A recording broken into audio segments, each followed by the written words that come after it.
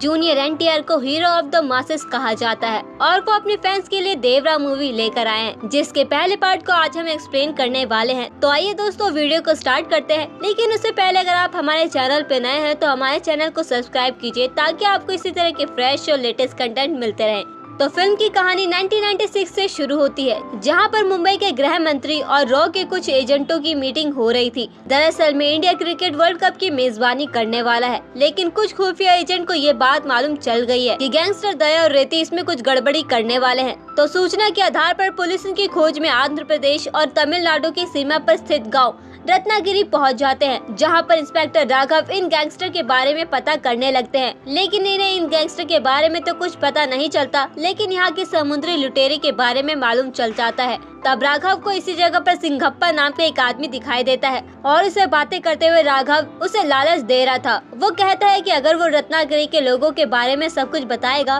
तो उसे एक हीरे की अंगूठी मिलेगी। लेकिन सिंघप्पा रिंग लेकर इसी समुद्र में फेंक देता है। अब क्योंकि वो रिंग बहुत ही ज्यादा महंगी थी, इसलिए राघव तुरंत ही समुद्र में कूद पड़ता है। लेकिन नीचे जाने पर उसे बहुत सारे मनुष्यों के कंकाल दिखाई पड़ते हैं।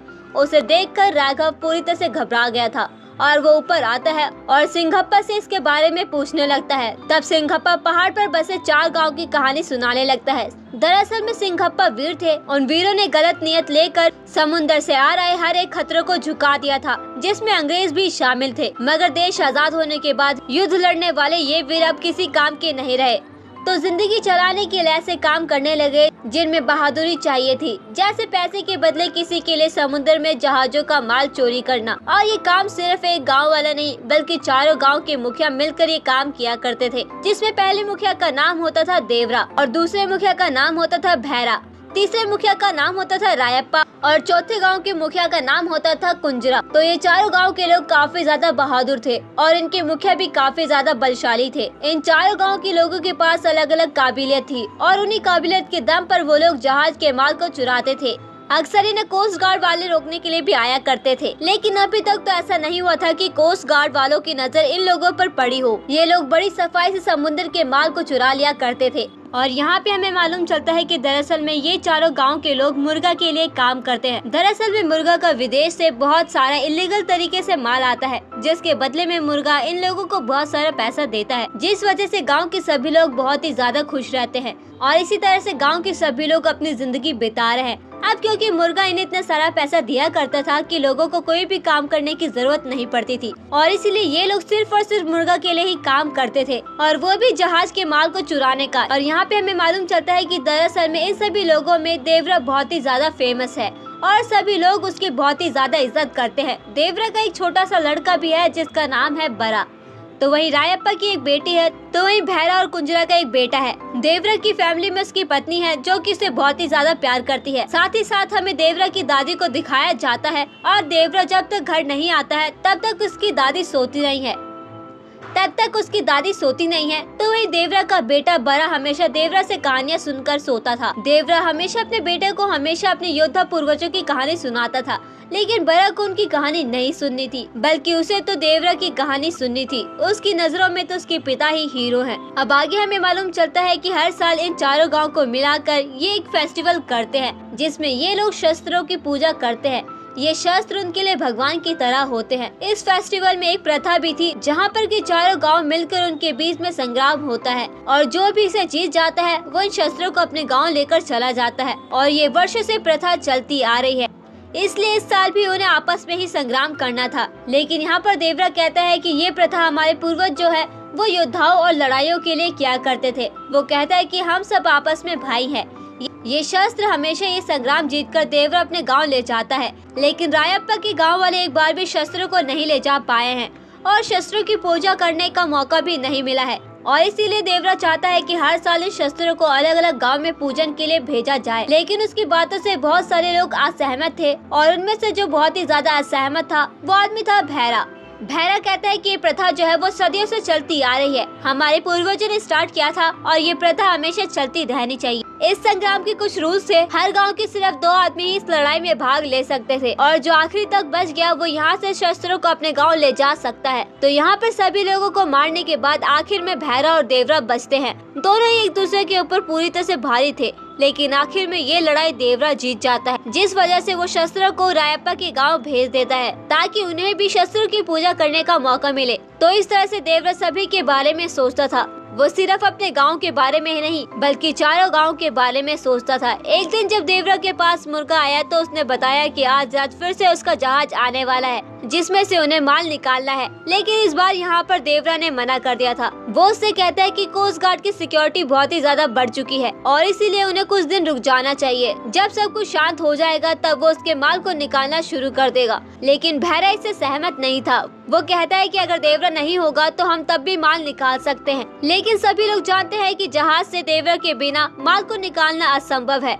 ये बात रायप्पा भी बहुत अच्छे से जानता था, इसलिए वो देवरा के पास जाता है और उससे कहता है कि अगर तू नहीं होगा तो सारे लोग पकड़े जाएंगे, इसलिए तुझे तो चलना ही होगा। तब रायप्पा के कहने पर देवरा उनके साथ रात को शिप में शामिल हो जाता है और वो जहाज पर चोरी करने के लिए भी पहुंच जाते हैं। लेकिन जैसे ही वो लोग जहाज में पहुंचने वाले थे, अचानक से वहां पर कोस्ट गार्ड आ जाते हैं और वो लोग सभी को बंधक बना लेते हैं। यहाँ पर कोस्ट गार्ड का ऑफिसर देवरा की आंखें खोल देता है। वो कहता है कि शिप के जिस माल को तुम चोरी करने जा रहे हो उसमें बहुत सारा असली बारूद और बहुत सारे बम होते हैं। उन बम को यूज करके हमारे देश में आतंक मचाया जाता है। हाल ही में जो तुम्हारे गांव के एक लड़के की मौत हुई है वो भी इसी असली बारूद की वजह से हुई है। उस लड़के का पिता पहले देवरा और भैरा के साथ समुद्र में चोरी करने का काम किया करता था, लेकिन जब वो मारा गया तो उसे पढ़ाई करने के लिए बाहर भेज दिया गया, लेकिन बाहर भी वो सेफ नहीं था, उसे तो वहीं पर कुछ लोगों ने मार दिया था। तभी यहाँ पर ऑफिसर को एक बात पता चलती है कि वो बाप बन चुका है और उसे लड़की हुई है,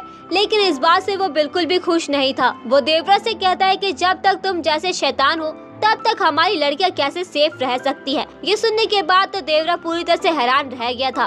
वो समझ चुका था कि सब कुछ गलत हो रहा है, लेकिन अगले ही पल यहाँ पर भैरा और बाकी के 3 गाँव के लोग इन लोगों के ऊपर हमला कर देते हैं और कोस्ट गार्ड के सारे ऑफिसर को बुरी तरह से मारने लगते हैं। लेकिन देवरा को अब ये बात समझ में आ गई थी कि वो लोग गलत कर रहे हैं, इसलिए वो अपने गांव के साथ साथ बाकी के 3 गांव के लोगों को रोकने लगता है। और भैरा जब उस ऑफिसर को मारने वाला ही था तभी देवरा भैरा की गर्दन पर एक खंजर लगा देता है और उसे यहाँ से भगा देता है और वो लोग सारा माल लेकर चले जाते हैं। लेकिन देवरा यहीं पर रुकता है और वो उस ऑफिसर को वादा करता है कि आज के बाद वो लोग कभी भी इस जहाज में से कोई भी माल नहीं चुराएंगे और अगर कोई पकड़ा जाता है तो वो उन्हें बुरा सबक देगा।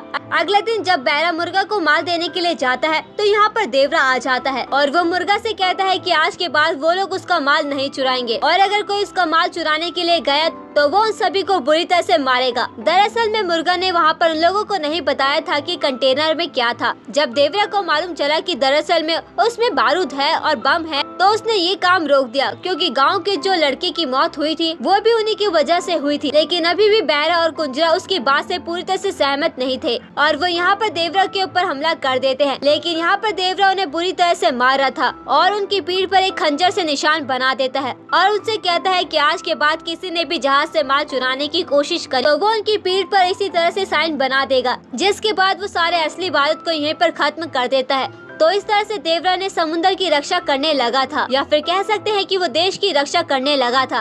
तो अब गांव के लोग समुद्र में जहाज से कुछ भी चोरी करने की कोशिश नहीं करते थे।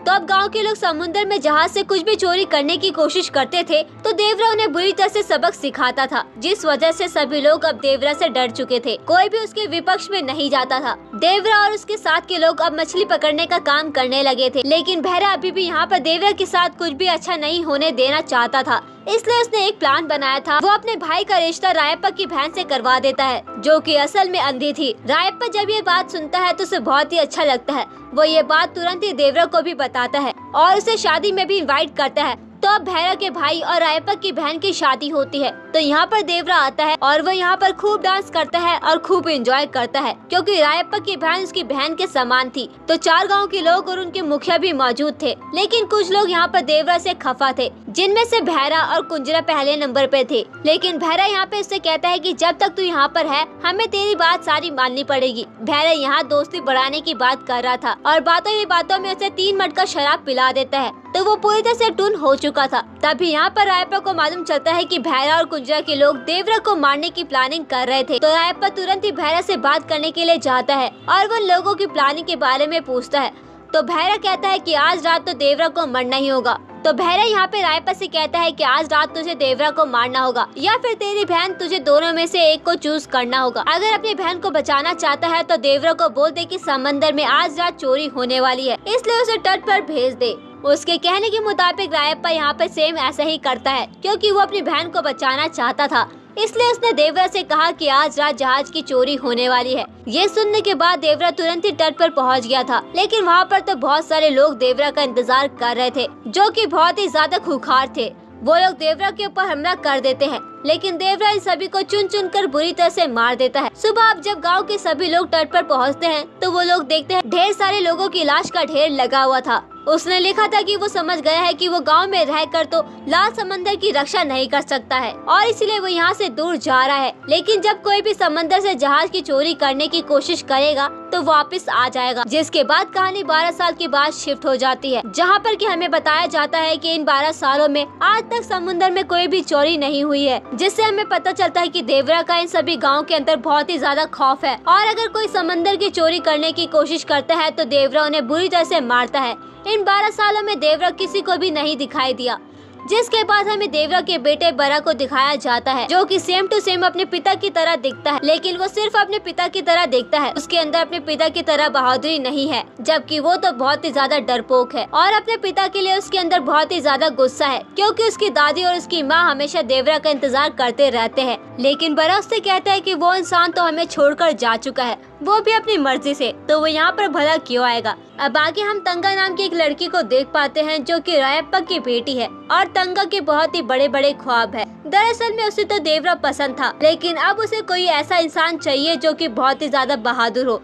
अब आगे हम देख पाते हैं कि भैरा जो है वो थोड़ा सा बूढ़ा हो चुका है। अब यहाँ पर उस रात के बारे में बताया जाता है कि जब उस रात में भैरा वहाँ देवरा को मारने के लिए गया था, वो नहीं गया था और न ही रायप्पा गया था, लेकिन चौथा गांव का मुखिया कुंजरा उसे मारने के लिए गया था और वो मर गया है। अब उसका बेटा भी बहुत ही बड़ा हो चुका है और वो भी देवरा को मारना चाहता है, लेकिन देवरा तो 12 साल से ही दिखा नहीं है। साथ ही साथ हमें बताया जाता है कि भैरा का बेटा भी बड़ा हो चुका है। आगे बरा अपने गांव में देखता है कि कई सारे लोगों के ऊपर बीमारियों का प्रकोप था और गांव वालों को ऐसा लगता है कि शस्त्रों की पूजा उन्होंने कई सालों से नहीं की है। अगर वो शस्त्रों की पूजा कर लेंगे तो ये सारी बीमारियों के प्रकोप यहाँ से चले जाएंगे। इसलिए बरा तुरंत ही रायप्पा के पास जाता है। वो रायप्पा से कहता है कि अगर हम भैरा से विनती करें कहीं कि इस साल वो शस्त्र की पूजा करना चाहता है तो क्या भैरा मान सकता है। जिस पर कि रायप्पा कहता है कि क्या तू संग्राम में उतरना चाहता है, लेकिन बरा तो साफ मना कर देता है कि वो तो लड़ाई के बारे में सोच भी नहीं सकता है, वो तो बस भैरा से विनती करना चाहता है। लेकिन यहाँ दूर से तंगा ये सारी बातें सुन रही थी। उसे समझ में आ चुका था कि देवरा का बेटा बरा तो ऐसा बिल्कुल भी नहीं है, मतलब कि उसके अंदर बहादुरी तो है ही नहीं। जिसके बाद बरा तुरंत ही भैरा के पास जाता है और वो उससे विनती करता है कि उसके गाँव पर बीमारियों का प्रकोप है, अगर इस साल वो शस्त्रों की पूजा करे तो अच्छा रहेगा। लेकिन भैरा उसकी कोई भी बात नहीं सुनता है, बल्कि वो तो उसे उल्टा सीधा कह देता है कि तुम्हारे गांव में शायद कोई भी मर्द बचा नहीं है, इसलिए अच्छा यही होगा कि तुम तट पर जाकर चिल्लाओ और इसलिए देवरा पापा तुम जल्दी से आ जाओ। अब हर साल की तरह शस्त्रों की पूजा बरा के गांव वाले कर रहे थे, क्योंकि संग्राम नहीं होता है। वो इसलिए क्योंकि संग्राम में पार्टिसिपेट करने वाला कोई भी इंसान नहीं था। तभी बरा चिल्लाते हुए कहता है कि अगर पूजा हो गई हो तो औरतों और बच्चों को अपने घर भेज दो, क्योंकि इस बार बरा पार्टिसिपेट करने वाला है। संग्राम की शुरुआत में तो बरा बहुत ही बुरी तरह से मारा जाता है। सभी लोगों को ऐसा लग रहा था कि शायद ये यहीं पर मारा जाएगा, लेकिन थोड़ी ही देर के बाद यहाँ पर बरा को गुस्सा आ जाता है और वो इन लोगों को बुरी तरह से मारना स्टार्ट कर देता है। और मालूम चलता है कि दरअसल में बरा के अंदर इतनी हिम्मत कैसे आई, उसने पानी में बहुत ही सारी शराब मिला दी थी, जिस वजह से सभी लोग नशे में धुत हो गए थे। और बाद में बरा ने सभी को मारकर इस संग्राम को जीत लिया था और शस्त्रों को अपने गांव लेकर चला गया था। अगले दिन ये बात सभी को मालूम चल जाती है। बैरा रायप्पा से कहता है कि बरा ने ये बहुत ही बुरा किया, हम लोग उसे जान से मार देंगे। रायप्पा कहता है कि कल तुम लोगों ने सिर्फ संग्राम देखा, मैंने कल बरा की आंखों में देवरा को देखा है। अगर ये लोग नशे में धुत होते तो अब तक इनको होश आ चुका होता, लेकिन इन लोगों को तो ऐसी मार पड़ी है कि वो लोग अभी तक नहीं उठ पाए हैं। देवरा काफी है और कहता है कि इसलिए बरा को नहीं भड़का, पर रायप्पा की बात मान लेता है और अपने मकसद में जुट जाता है। वो अपने लड़कों को बहुत ही अच्छे से ट्रेन कर रहा था। पानी के अंदर वो लोग 9 मिनट तक सांस रोक सकते थे, इसलिए वो लोग अगले दिन मुर्गा को अपने पास बुलाता है। वो मुर्गा से कहता है कि अगले माल की चोरी हम लोग करेंगे, लेकिन मुर्गा कहता है कि वो कोई भी रिस्क नहीं लेना चाहता है। जब तक उसे देवरा की लाश नहीं मिल जाती तब तक वो कोई भी चोरी नहीं करेगा। आगे हमें मालूम चलता है कि देवरा की दादी की तबीयत खराब हो जाती है, क्योंकि बहुत सारे लोगों के मुंह से दादी ने ये बात सुन ली थी कि देवरा तो मर चुका है और अब दादी ठीक नहीं हो रही थी। उसका सिर्फ इलाज एक ही है कि अगर देवरा खुद उनकी आंखों के सामने आ जाए तो वो ठीक हो जाएंगी। ये बात भैरव को भी बहुत अच्छे से मालूम चल चुकी थी, इसलिए वो दादी के घर पहरा देने लगे थे। लेकिन एक दिन देवरा दादी से मिलने के लिए पहुंच जाता है। दादी उसे देखती है और पूरी तरह से ठीक हो जाती है, जिसके बाद भैरव के लोग उसका पीछा करने लगते हैं, लेकिन भैरव उनके हाथ नहीं आता है। वो तो यहाँ से भाग चुका था। लेकिन यहाँ पर भैरव को एक बात समझ में आ चुकी थी कि देवरा शायद अब उतना पावरफुल नहीं है कि जितना पहला हुआ करता था, क्योंकि अगर वो इतना पावरफुल या फिर बहादुर होता तो वो उनसे लड़ाई करता, ना कि भागता, क्योंकि अब वो शायद बूढ़ा हो चुका है। ये बात वो मुर्गा को भी समझाता है और मुर्गा कहता है कि अगले शनिवार को हम लोग समुद्र से माल चुराएंगे।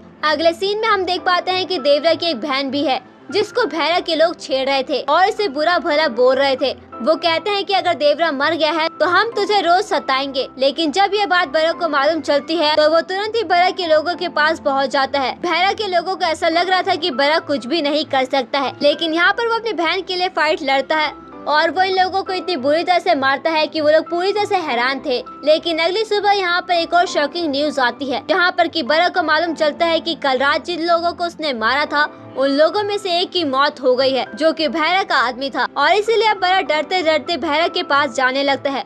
उसे ऐसा लगता है कि शायद वो उसे मार देगा। भैरव भैरव से कहता है कि वो तो लड़ाई के सख्त खिलाफ है, उसने कल रात शराब पी ली थी और गलती से वो इंसान उससे मारा गया। वो तो सब लोग भाई की तरह हैं और हम सब लोग तो एक ही हैं। ये बात सुनने के बाद भैरव भैरव से कहता है कि अगर हम सब लोग एक ही है तो फिर कल रात हम लोग समुद्र में चोरी करने के लिए जा रहे हैं, जहाँ पर कि तू भी हमारे साथ आएगा। जिस पर कि भैरव को हाँ बोलना पड़ता है और हमें मालूम चलता है कि कल रात भैरव ने उस आदमी को नहीं मारा था, बल्कि भैरव ने मारा था। अब अगली रात हम देखते हैं कि सभी लोग जहाज में चोरी करने के लिए पहुंच जाते हैं, जहां पर कि भैरव भी उनके साथ शामिल था और वो बहुत डरा हुआ था, क्योंकि सभी को अच्छे से मालूम है कि देवरा यहाँ पर किसी भी वक्त आ सकता है और कोस्ट गार्ड की नजरों से बचते हुए चोरी कर लेते हैं। दूसरी तरफ भैरव की माँ दौड़ते हुए सिंघप्पा के पास आती है और वो उसे बताती है कि भैरव आज रात समुद्र में चोरी करने के लिए गया है, जहाँ पर कि देवरा उसे मार देगा। लेकिन यहाँ पर सिंघप्पा से एक रहस्य बताता है। वो बताता है कि इन 12 साल में जिसे तुम भैरव समझ रहे हो